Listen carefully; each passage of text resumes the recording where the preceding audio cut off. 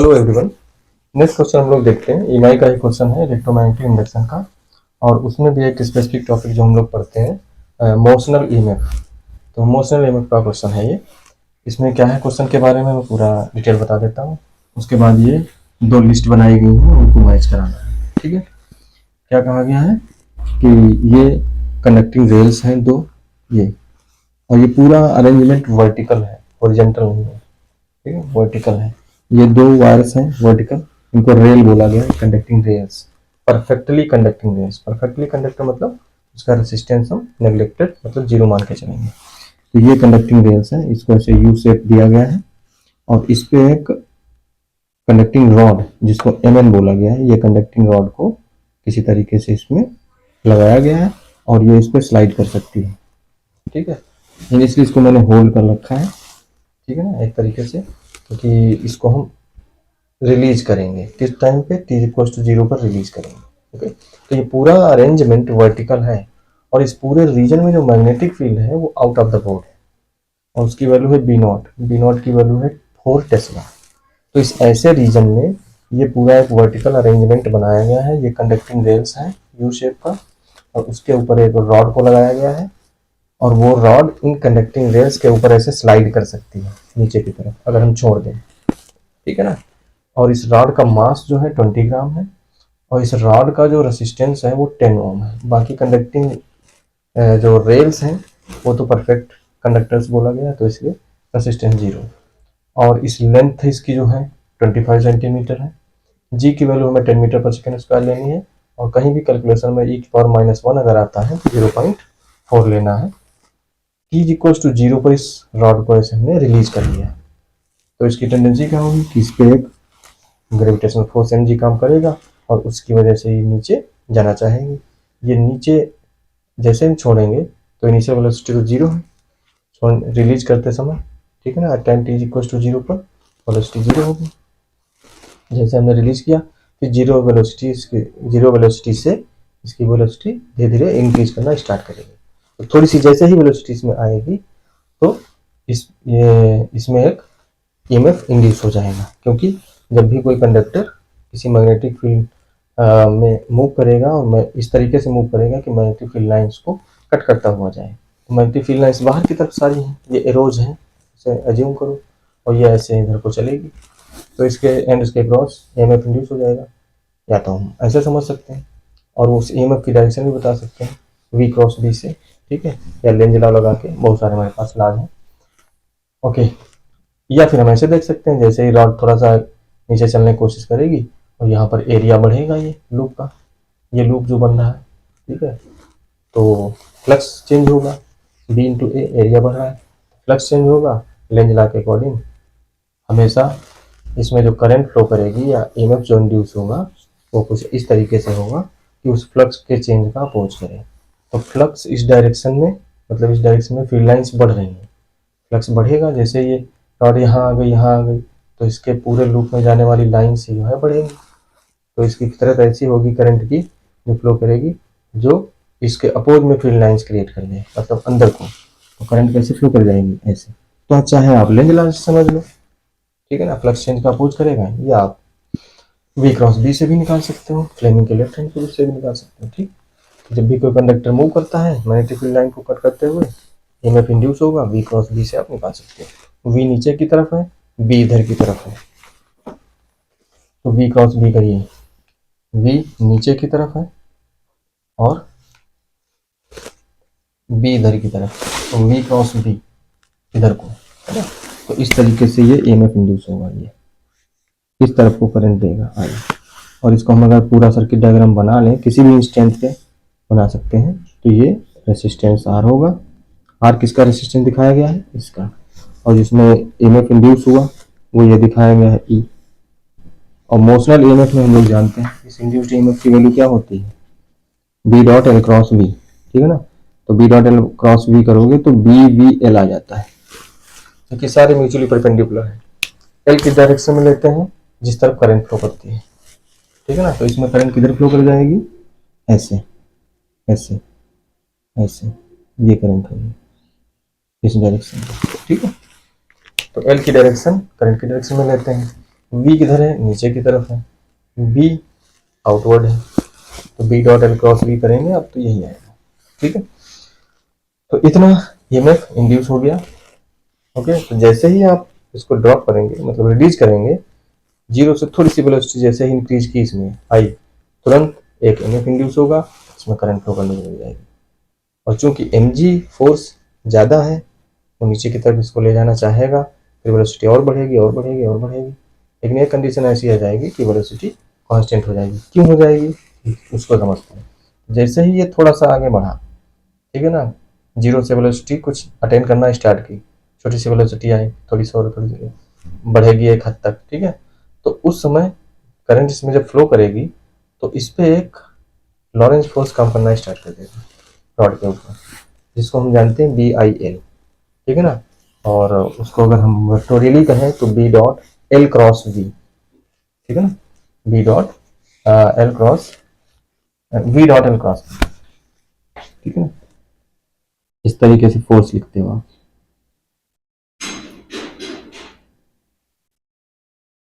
BIL ये लिखते हो, इसको वेक्टोरियल लिखा जाएगा तो ये BIL, तो आई sorry B dot L cross V नहीं, वो तो ईएमएफ होता है, वो हम बता चुके हैं। फोर्स जो होता है वो IL क्रॉस B ये होता है, ठीक है ना, अगर वेक्टोरियली लिखें। और L और B से परपेंडिकुलर है तो LB साइन 90 1 हो जाएगा।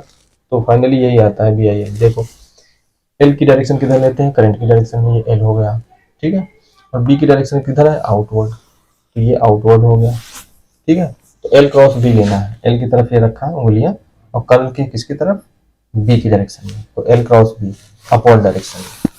तो जैसे ही इसमें करंट फ्लो करना स्टार्ट की तो अपवर्ड डायरेक्शन में एक फोर्स काम करेगा, जिसको हम लोग लिखते हैं BIL, क्योंकि L क्रॉस B LB ही बनेगा, LB साइन 90 बनेगा, साइन 91 हो जाएगा। डायरेक्शन आप L क्रॉस B की जान सकते हो, L cross B upward direction में, ठीक है ना। तो ये डायरेक्शन हो गई, डायरेक्शन और मैग्नीट्यूड दोनों हमने लिख दिया इसमें। तो ये अपना फोर्स होता है, ठीक है। तो शुरुआत में केवल mg फोर्स था, mg फोर्स की वजह से उसकी जैसे ही थोड़ी सी वेलोसिटी पकड़ना स्टार्ट करेगा, उसमें अटेंड करेगा वेलोसिटी, तुरंत एक एमएफ इंड्यूस होगा, करंट इंड्यूस हो जाएगी और इधर एक फोर्स काम करने लगेगा। क्योंकि mg फोर्स अभी ज़्यादा है, वो उसको नीचे ले जाना चाहेगा, तो वेलोसिटी बढ़ेगी बढ़ेगी, जैसे जैसे वेलोसिटी बढ़ेगी तो ईएमएफ भी बढ़ेगा। और करंट क्या होती है, करंट होती है ईएमएफ E अपॉन रेसिस्टेंस, मतलब BVL अपॉन रेसिस्टेंस, ठीक है। तो जैसे जैसे वेलोसिटी बढ़ेगी तो करंट भी बढ़ेगी, करंट बढ़ेगी तो ये फोर्स बढ़ेगा। mg तो नीचे की ओर काम कर रहा है, वो तो फिक्स है, वो तो फिक्स है mg, ठीक है। तो जैसे जैसे स्पीड बढ़ती जाएगी, आई बढ़ता जाएगा, एल और बी तो कांस्टेंट है, आई के बढ़ने की वजह से ये फोर्स भी बढ़ता जाएगा। एक ऐसी कंडीशन आएगी कि ये फोर्स mg के बराबर हो जाएगा। और जब दोनों फोर्स बराबर हो जाएंगे तो net force on the rod is zero, net force zero, तो अब एक्सीलरेशन जीरो हो जाएगा। इसका मतलब वेलोसिटी चेंज होना बंद हो जाएगी, इंक्रीज करना बंद कर देगी और एक कांस्टेंट वेलोसिटी अटेन कर लेगी। That velocity is terminal velocity. ये लिस्ट बनाई गई है, इसमें टर्मिनल वेलोसिटी को भी पूछा गया है कितनी, उसको हम टर्मिनल वेलोसिटी कहेंगे, जहां पर ये दोनों फोर्स इक्वल हो जाएंगे, ठीक है।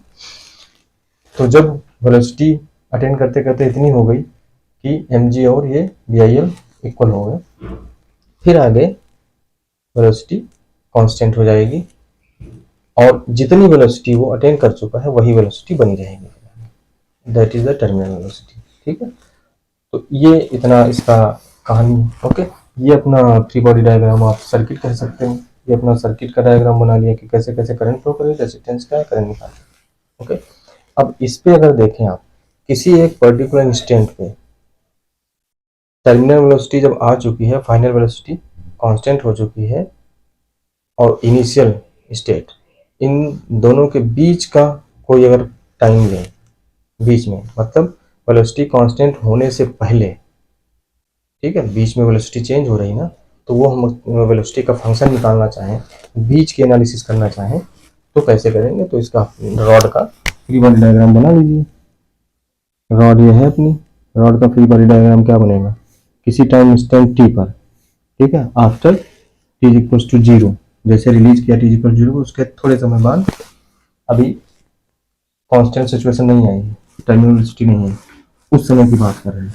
तो उस समय मान लेते हैं इसके अंदर वेलोसिटी कितनी है, v वेलोसिटी से जा रहा है, ठीक है।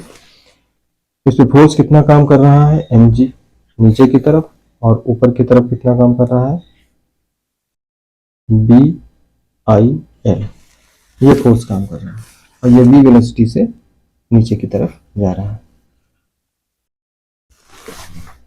ठीक है। तो इस समय अगर इस पे हम न्यूटन का सेकंड लॉ लगाना चाहें, तो net force is equal to mass into acceleration. इसका मास हमें पता है m है 20 ग्राम, ठीक है। तो हम क्या लिखेंगे, नीचे की तरफ नेट फोर्स कितना होगा, mg माइनस, ये अपोजिट डायरेक्शन में है तो माइनस कर देंगे, बी आई एन, ये डाउनवर्ड डायरेक्शन में मोशन कर रहा है, तो डाउनवर्ड डायरेक्शन में mg तो पॉजिटिव लिखेंगे, ये अपॉर्ड है इसलिए इसको माइनस कर देंगे, तो नेट फोर्स इस डायरेक्शन में mg माइनस बी आई एल हो गया। और ये बी आई एल कितने के बराबर होगा, नेट फोर्स ये मास इंटू एक्सीलरेशन, ठीक है, मास इंटू एक्सीलरेशन ये होगा। वेलोसिटी अभी चेंज हो रही है, चेंज हो रही है, फाइनली कांस्टेंट होगी जाके, तो हम एक इंटरमीडिएट स्टेट में बीच का हम किसी टाइम इंस्टेंट टी पर ये सिचुएशन देख रहे हैं, जिस समय वेलोसिटी वेरी कर रही है, सारी चीज़ें वेरी हो रही हैं, ठीक है ना। उस समय हम ये न्यूटन का सेकेंड लॉ इस रॉड पे लगाए हुए हैं। तो अब इससे हमारी सारी चीज़ें आ जाएंगी जो भी इसमें पूछा गया है, ठीक है। क्या क्या पूछा गया है, magnitude of induced EMF at T is equal to 0.2 second पे, मैग्नीट्यूड ऑफ मैग्नेटिक फोर्स जो ये है B I L, t is equal to 0.2 second पे पूछा गया है, और t is equal to 0.2 second पे ही पावर डिसिपेटेड पूछी गई है, ठीक है ना, मतलब इंस्टेंटेनियस पावर पूछी गई है। T is equal to 0.2 second पे पावर पूछने का मतलब इंस्टेंटेनियस पावर पूछी गई है, मतलब हीट के फॉर्म में कितनी पावर लॉस हो रही है। और मैग्नीट्यूड ऑफ टर्मिनल वेलोसिटी पूछी गई है इन मीटर पर सेकेंड, टर्मिनल वेलोसिटी हमने बताया भी, ठीक है। दो तरीके से निकाल सकते हैं, एक M ji equal to B I L करके आ जाएगा, या फिर जो भी वेलोसिटी का एक्सप्रेशन आएगा उसमें टी इक्वल टू इन्फिनिटी रख के, टी टेंस टू इन्फिनिटी पे वेलोसिटी कांस्टेंट हो जाएगी और वो टर्मिनल वेलोसिटी होगी, ठीक है। तो वेलोसिटी का भी हम एक्सप्रेशन निकाल लेंगे, उसी सारे काम हो जाएंगे, ओके। अब आगे देखिए, आई को हम क्या लिख सकते हैं, B V L by R, तो इसको लिखेंगे M G minus B L V by R, तो बी एल का स्क्वायर हो जाएगा, B square L square, I को हमने रखा तो यहाँ पर v और अपॉन r, ठीक है, B L V by R, तो बी एल यहाँ तो पहले से था, बी एल का स्क्वायर हो गया और v आ गया अपॉन r आ गया, is equal to mass into acceleration. LCM वगैरह लेके इसको लिखिए, तो हम लोग लिख सकते हैं a is equal to acceleration, तो यहाँ m g are minus B square L square we, M G are minus, और नीचे आ जाएगा आर, एम को भी नीचे भेज दिया तो एम आर, ठीक है। तो ए को मैं क्या लिख सकता हूँ, दिस ए एक्सीलरेशन, इसको लिख सकता हूँ d we by D t, बस छोटा सा इंटीग्रेशन है। अब क्या करेंगे हम लोग, वेरिएबल सेपरेबल लगा देंगे, v वाला जो टर्म है जहाँ जहाँ जिसमें v दिख रहा है वो v के नीचे भेज दो, बाकी t वाला एक तरफ कर दो, कांस्टेंट वगैरह, ठीक है। तो यहाँ से हम लोग लिख लेंगे, थोड़ा सा मिटाते हैं,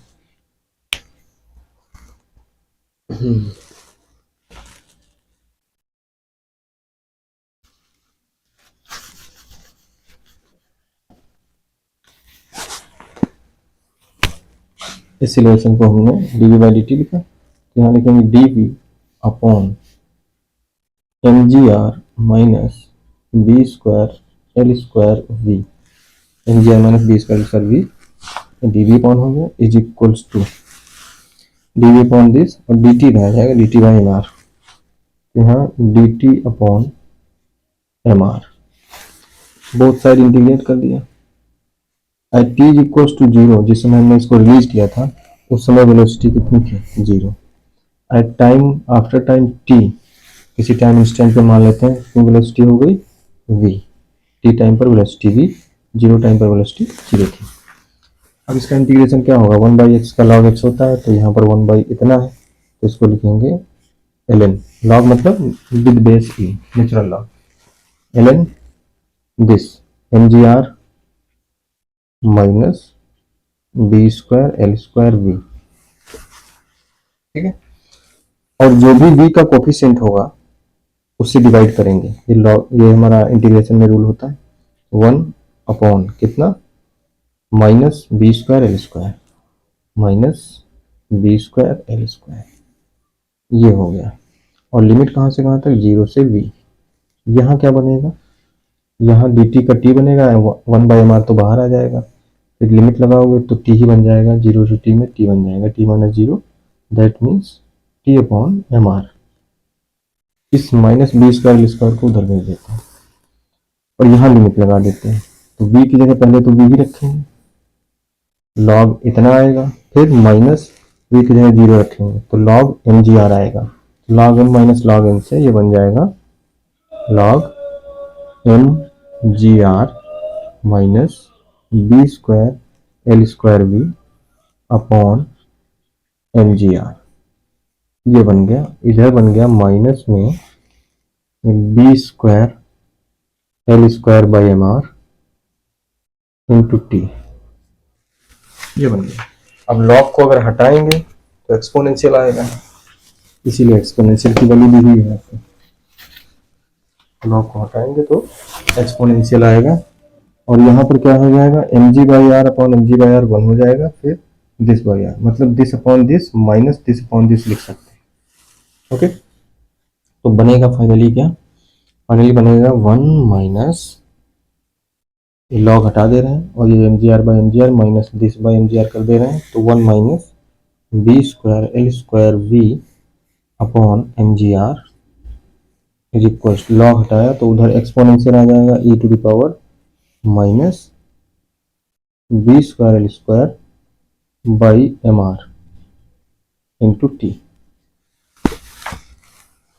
अब इसको हम लोग इधर उधर कर लेते हैं, तो v की वैल्यू जो आ जाएगी यहाँ से, इसको उधर ले जाए, इसको इधर लाए और फिर मल्टीप्लाई डिवाइड कर ले, तो बन जाएगा एम जी r upon b square L square, m जी आर प्रोडक्ट में जाएगा, बी स्क्वायर नीचे जाएगा, इंटू ब्रैकेट में रहेगा 1 minus e to the power minus B square L square upon M r into t. तो ये अपना एक्सप्रेशन आ जाएगा वेलोसिटी का, ठीक है। अब सारी वैल्यूज दी हैं, इनको पुट कर देते हैं। एम की वैल्यू कितनी है, एम की वैल्यू 20 ग्राम, तो इसको लिखा हमने 20 into 10 to the power minus 3।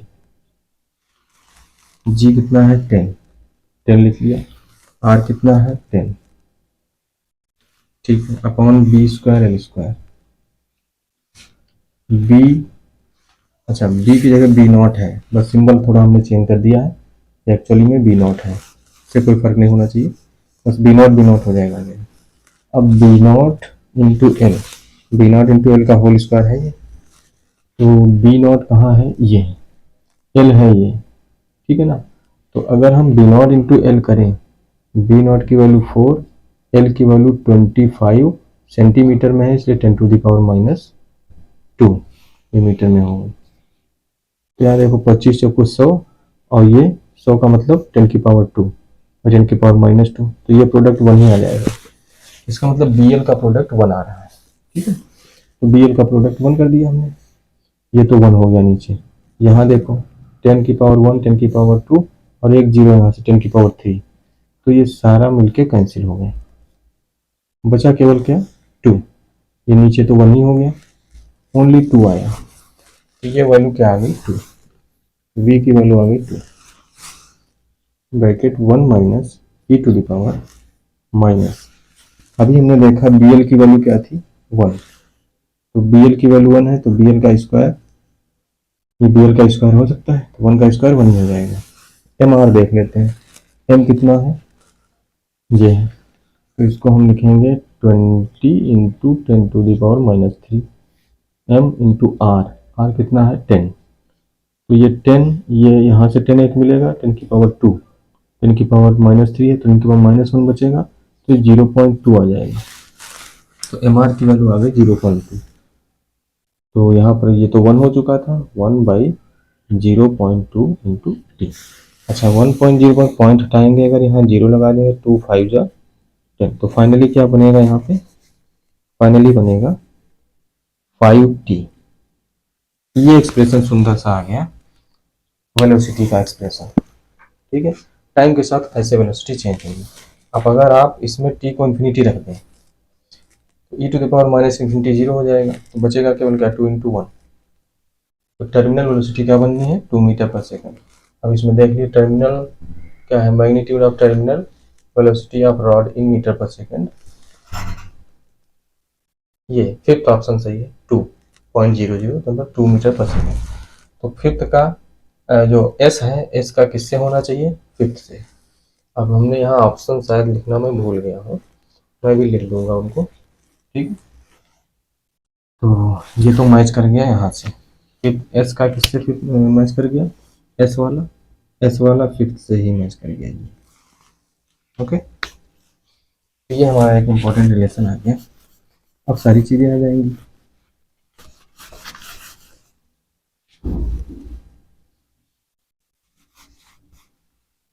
ये आया था v का एक्सप्रेशन। हमने कहा था या तो टाइम को इन्फिनिटी रख के टर्मिनल वेलोसिटी निकाल लो, या फिर mg और BIL को इक्वल करके निकाल सकते हो आप। और I क्या है हमारा, I है E/R। E क्या था BVL अपॉन R। ठीक है, तो इसमें टाइम रख करके और सारी चीज़ें आप बता सकते हैं, है ना। यहाँ से हम I ये रखेंगे यहाँ पे, तो ये हो जाएगा अपना B²L²V। अगर I को यहाँ रखें, ये दूसरा तरीका बता रहा हूँ, I को यहाँ रखें तो BL और BL V, यहाँ BL V आएगा I की जगह, ठीक है ना। तो BL² और V आ जाएगा, और अपॉन में क्या होगा R। ये फोर्स बना, तो BL यहाँ भी BL² हो गया, V/R। ये फोर्स इज इक्वल टू किसके होगा, mg के। तो यहाँ से हम वेलोसिटी क्या निकाल सकते हैं, mgr upon B²L², mgr upon B²L², उसका नीचे mgr ऊपर, ये वेलोसिटी आ जाएगी। अब इसको आप पुट करके देख लीजिए, ठीक है ना, वही आएगा। BL की वैल्यू तो 1 है, B × L करके देखा था हम लोगों ने। mgr आप निकाल लीजिए, R10 G10, m की वैल्यू 20 × 10⁻³ तो ये वैल्यू फाइनली क्या आएगी, 2 ही आएगी। कैलकुलेट करके दे सकते हैं। तो 2 मीटर पर सेकेंड, जिस समय दोनों फोर्स इक्वल हो गए उस समय वेलोसिटी जो होगी वही टर्मिनल वेलोसिटी होगी। तो यहाँ से भी आपका आ रहा है और यहाँ से भी आ रहा है, ठीक है। अब देखते हैं, अब अगला क्या कह रहा है, t = 0.2 सेकेंड पे मैग्नीट्यूड ऑफ इंड्यूस्ड EMF। अच्छा, इंड्यूस्ड EMF है क्या, इंड्यूस्ड EMF है क्या, BLV। अब V हम निकाल चुके हैं, तो किसी भी इंस्टेंट पे हम इंड्यूस्ड EMF बता सकते हैं। तो BL को मल्टीप्लाई करो, BL कितना है, BA है, LA है। हमने बताया था BL का प्रोडक्ट कितना आ रहा है 1, BL का प्रोडक्ट कितना आ रहा है 1, तो ये तो 1 हो गया। तो बचा क्या फिर, E = V ही बचा, E = V आ गया। और V टाइम का फंक्शन ये है, ठीक है। कहने का मतलब अपना क्या आया, 2 × 1 - e⁻⁻5t। किस समय पे पूछा है, 0.2 सेकेंड पे पूछा है, तो यहाँ 0.2 सेकेंड रख दीजिए। 0.2 रखेंगे तो 5 × 0.2 ये 1 हो जाएगा, तो e⁻⁻1 आ जाएगा। और e⁻⁻1 कितना लेना है, 0.4, 1 - 0.4 0.6, 0.6 × 2 1.2, तो क्या आना है 1.2 वोल्ट, ठीक है। न्यूमेरिकल वैल्यू हमें चेक करनी है बस। तो E की वैल्यू t = 0.2 सेकेंड पर कितनी आ गई, 1.2 वोल्ट। तो पहले वाले का 1.20 ये है, तो पहले वाले का यहाँ से हो गया, T का 3 से हो गया। अगली क्या पूछा है, उतने ही सेकेंड पे magnitude of magnetic force. Magnetic force कितना है, ये है BIL, तो BL × I। ठीक है ना, यही है मैग्नेटिक फोर्स। अब बीएल हमने क्या कहा, बीएल की वैल्यू तो प्रोडक्ट बना रहा है, तो ये क्या बन गया, आई बन गया। और आई को हम क्या लिख सकते हैं, e upon r induced EMF upon resistance. ठीक है ना, इंड्यूस्ड ईएमएफ कितना है, B L v upon r. फिर से देखिए, बी एल क्या बना 1, तो बचा क्या केवल ये आई। ठीक है ना, आई ही तो आएगा, बी एल तो 1 है, तो आई की वैल्यू क्या लिख सकते हो, b L V by r. फिर से देखो, इसमें भी बी एल आया तो ये 1 है, तो बचा क्या, वी बाई आर। और 0.2 सेकेंड पे जो फोर्स का मैग्नीट्यूड पूछा है, और 0.2 सेकेंड पे इंड्यूस्ड ईएमएफ कितना निकला था, 1.2। बस इसी में पुट कर देते हैं, ये था 1.2, आर की वैल्यू 10 है, तो कितना आ जाएगा 0.12 न्यूटन। 0.12 न्यूटन किसमें है, ये है। तो ये वाला क्यू वाला हो गया आपका फोर्थ से। अगला क्या है, ई को सूखने पर पावर डिसिपेटेड बतानी है। तो पावर डिसिपेटेड कैसे निकालेंगे, P इज इक्वल टू उस समय induced EMF, P is equal to V I होता है, वी आई। ठीक है ना, तो V यहाँ पर क्या है, वोल्टेज, कौन सा वोल्टेज, इंड्यूस्ड ईएमएफ, वही वोल्टेज है। तो E, और कोई बैटरी वैटरी तो लगी नहीं, ठीक है ना, इंड्यूस्ड ईएमएफ ही वोल्टेज है, तो E इंटू आई, आई बेस। कितने समय पे निकालना है, 0.2 सेकंड पे ही निकालना है। 0.2 सेकंड पे दोनों चीजें हम निकाल चुके हैं। E की वैल्यू कितनी निकाले हैं, 1.2, आई की वैल्यू कितनी निकाले हैं, 0.12, 0.12, तो 12 बराबर 144, और कितने के बाद 0.2 एक 3, तो 0.144 वाट।